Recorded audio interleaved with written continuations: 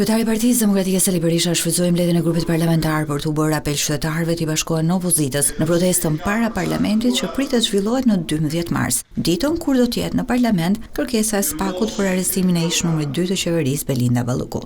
Berisha deklaroi se protesta është vetëm një formë reagimi, pasi kryeministri Edi Rama, sipas tij, do të refuzojë kërkesën e SPAK-ut për Belinda Balluku. Data 12 është kryengritja e radhës.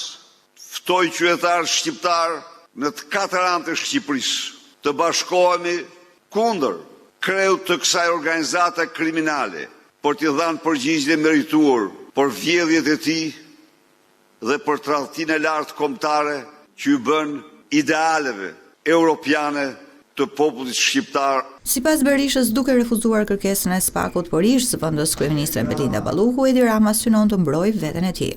Në asnjë rrethan ai nuk pranon të ulet para prokurorëve për aferat e panumërta korruptive që ka. Natyrisht, të dytë ky komb hajdute si Lubi Balluku nuk ka patur në tërë historinë e tij, por nuk është çështja e Ballukut këtu.